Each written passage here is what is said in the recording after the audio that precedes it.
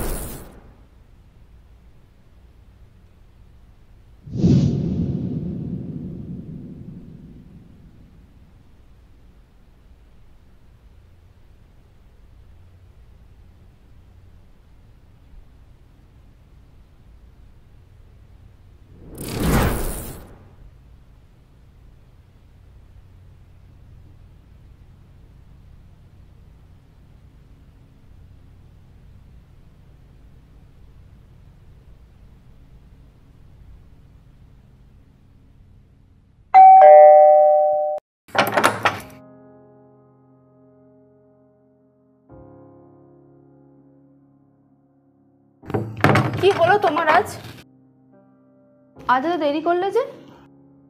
কিছু না, বড় ক্লান্ত লাগছে। মিটিংটা শেষ হতে একটু দেরি হলো সেই জন্য। আচ্ছা দাঁড়াও, আমি একটু জল আনছি।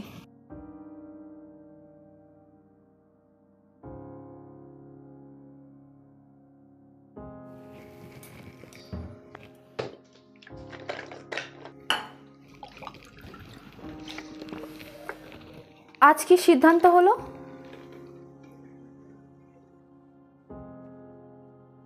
শ্রমিক ইউনিয়ন আন্দোলনে যাওয়ার সিদ্ধান্ত নিয়েছে। আর তুমি কি সিদ্ধান্ত নিলে? আমার নীতি ওদের চেয়ে আলাদা নাকি? প্রতীক, একটা কথা বলবো, তুমি তো আর ওদের মতো শ্রমিক না, তুমি একজন MA BEd। তাহলে সীমা, 2 মাস ধরে শ্রমিকরা মাইনে পাচ্ছে না, 12 ঘন্টা ধরে তাদের প্রত্যেকদিন খাটানো হচ্ছে। এরকম করে চলতে থাকলে তো। মহিমবাবু ফোন করেছিলেন। ও, ব্রেন ওয়াশ হয়ে গেছে। তুমি কিচ্ছু জানো না, তুমি কিচ্ছু বোঝো না। আচ্ছা একটা কথা বলো তো, আজ যদি কারখানা বন্ধ হয়ে যায়, তুমি নয়তো টিউশন পড়িয়ে কিছু একটা করে নিতে পারবে, কিন্তু শ্রমিকরা, তাদের কি হবে? আজকে যে তাদের পেটের দাবিতে যে লড়ছো, তাদের ভুকা পেটের দায়িত্ব নিতে পারবে তো? কিছু ব্যবস্থা করে দিতে পারবে তো তাদের? সেই জন্য অন্যায়টাকে মেনে নেব, তাই তো? আজ যেটা ওদের সাথে হচ্ছে, কাল সেটা আমার সাথে হবে। আমি আমার দায়িত্ব আদর্শ থেকে সরে আসতে পারবো না। দায়িত্ব আদর্শ? তুমি আমাকে বিয়ে করবে বলে ঘর ছেড়ে চলে এসেছিলে, কই বাবা মায়ের দায়িত্ব নিয়েছিলে? কোনো দায়িত্ব পালন করেছো? সীমা, আমি তোমায় কথা দিয়েছিলাম যে শুধু প্রতিশ্রুতি আর ভালোবাসা। ভালোবাসার কথা তো একবারও বললে না। সীমা, তুমি কি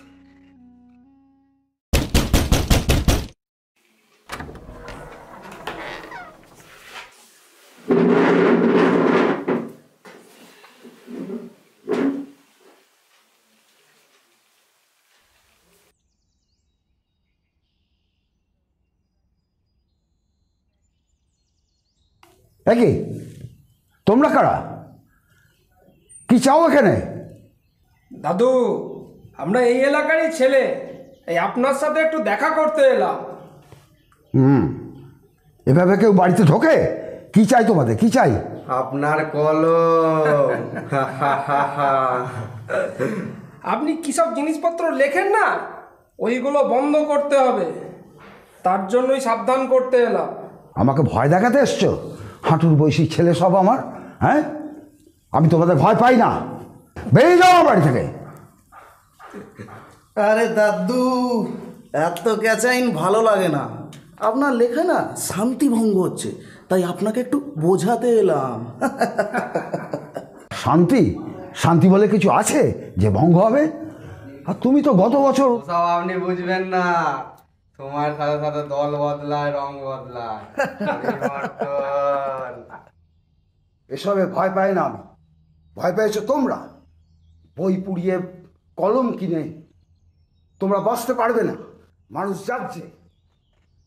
কিন্তু আপনার যে জেগে থাকার দিনটা শেষ হয়ে আসছে, এটা দেখেছেন? কুচ করে ঢুকিয়ে পুচ করে ঘুরিয়ে দিলেই কিন্তু। এভাবে তোমরা এই শালা চুপ! হয় আপনি লেখা থামাবেন, না হলে আমাদের হয়ে লিখবেন। এই তো মিটে গেল, ভেরি সিম্পল। এই চল, আরো কয়েকটাকে চমকাতে হবে। চল চল।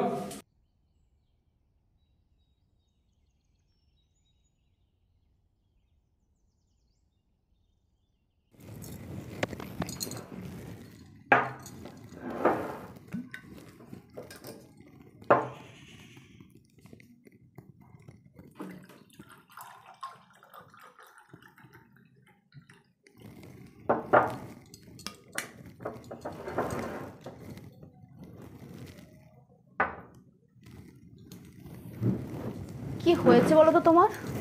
সীমা, ওরা আমার কোনো কথা শুনছে না। আগে যা প্রতিশ্রুতি দিয়ে রেখেছিল কিচ্ছু রাখছে না। কেন? মহিমবাবু তো বলেছিলেন তোমাকে ম্যানেজার করে দেবেন, করেছেন। তোমার বেতনও এখন বেড়েছে। তার সঙ্গে এটাও বলেছিলেন যে আমার মাধ্যমে সমস্ত কথা মালিকপক্ষের কাছে গিয়ে পৌঁছবে এবং শ্রমিকদের সমস্ত ন্যায্য দাবি মেনে নেবে।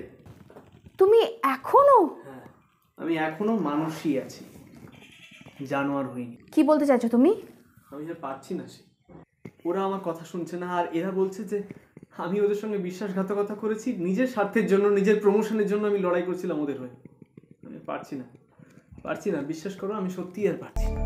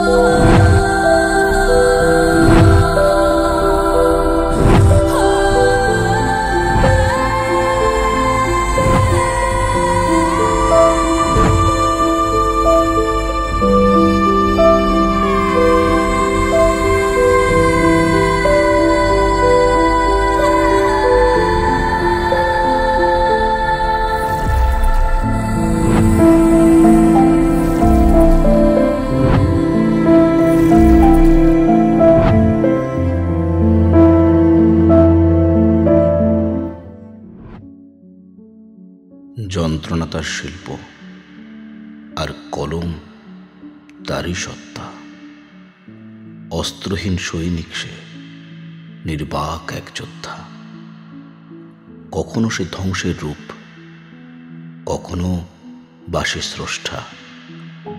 কলম প্রাচীরে প্রতিহত যত জোচ্চুরি আর ভ্রষ্টা। শিল্পীর লেখনী দর্পণে সত্যতা প্রকাশ পায়।